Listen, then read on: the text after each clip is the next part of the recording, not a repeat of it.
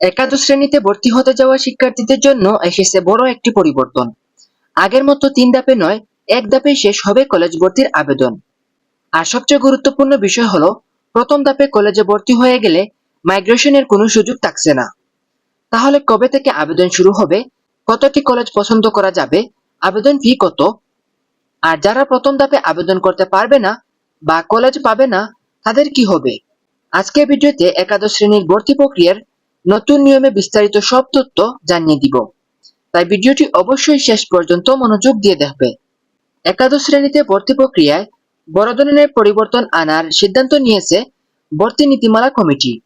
দ্রুততম সময়ে ক্লাস শুরু করার লক্ষ্যেই একাদশ শ্রেণীতে ভর্তি প্রক্রিয়ায় বড় ধরনের পরিবর্তন আনার সিদ্ধান্তটি নিয়েছে ভর্তি নীতিমালা কমিটি। দ্রুততম সময়ে ক্লাস শুরু করার লক্ষ্যেই এবার শিক্ষার্থীদের 3 ধাপে নয়, বরং এক ধাপেই অনলাইনে আবেদন করতে হবে। আগে এসএসসি ও সমমান পরীক্ষায় উত্তীর্ণ শিক্ষার্থীরা 3 ধাপে একাদশ ভর্তির আবেদন করার সুযোগ পেত, কিন্তু এবার সেই নিয়ম পরিবর্তন করা হচ্ছে।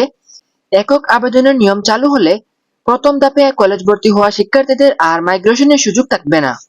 তবে এর মানে এই নয় যে কেউ প্রথম ধাপে আবেদন করতে না পারলে বা কলেজ না পেলে আর সুযোগ পাবে না। পুনর্নিরীক্ষণের ফলে যাদের ফল পরিবর্তন হবে, যারা প্রথম ধাপে আবেদন করতে পারবে না, যারা কোনো কারণে কলেজ পাবে না কিংবা কলেজ পাওয়ার পরও নিশ্চয়ন করবে না, তাদের জন্য পরবর্তীতে পুনরায় আবেদনের সুযোগ রাখা হবে। বর্তমান পরিকল্পনা অনুযায়ী সেপ্টেম্বরের প্রথম সপ্তাহেই একাদশ শ্রেণীর অনলাইন ভর্তির আবেদন শুরু করার পরিকল্পনা করা হয়েছে। আর শিক্ষা মন্ত্রণালয় সেপ্টেম্বরের তৃতীয় সপ্তাহে ক্লাস শুরু করতে চায়। তবে পুনর্নিরীক্ষণের ফল প্রকাশের পর যেসব শিক্ষার্থীর ফলাফল পরিবর্তন হবে, তাদের জন্য আরেক দফা আবেদনের সুযোগ দেওয়া হবে। এসব শিক্ষার্থীর ক্লাসও 1 অক্টোবরের মধ্যেই শুরু করার পরিকল্পনা রয়েছে। প্রথম ধাপে সবাইকে জিপিএর ভিত্তিতে কলেজ পছন্দের সুযোগ দেওয়া হবে।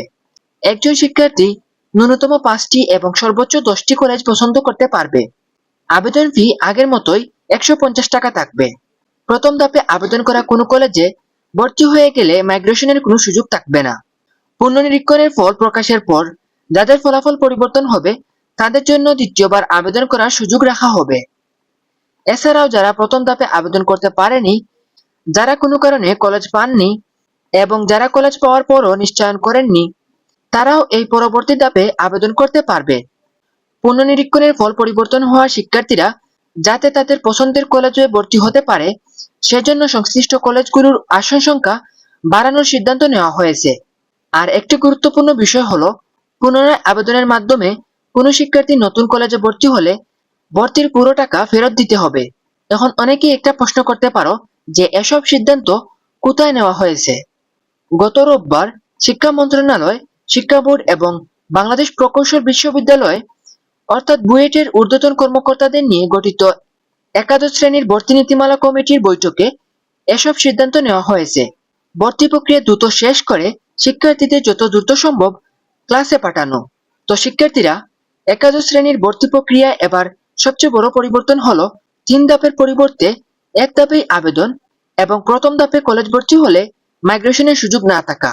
তবে পুনর্নিরীক্ষণের ফলে ফল পরিবর্তন, প্রথম ধাপে আবেদন করতে না পারা, কলেজ না পাওয়া কিংবা নিশ্চয়ন না করার মতো ক্ষেত্রে পরবর্তীতে আবার আবেদনের সুযোগ রাখা হচ্ছে।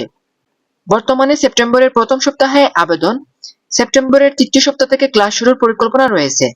আর পুনর্নিরীক্ষণে ফল পরিবর্তন হওয়া শিক্ষার্থীদের ক্লাস 1 অক্টোবরের মধ্যে শুরু করার পরিকল্পনা রয়েছে। ভর্তি সংক্রান্ত নতুন কোনো তথ্য বা অফিসিয়াল আপডেট প্রকাশ করা হলে আমরা তোমাদেরকে সঙ্গে সঙ্গে জানিয়ে দিব। তাই এমন গুরুত্বপূর্ণ শিক্ষা বিষয়ক আপডেট পেতে আমাদের চ্যানেলটিকে এবং ফেসবুক পেজটিকে অবশ্যই সাবস্ক্রাইব ও ফলো করে আমাদের সঙ্গে যুক্ত থাকো। তো ধন্যবাদ সবাইকে, দেখা হবে পরবর্তী ভিডিওতে। আল্লাহ হাফেজ সবাইকে।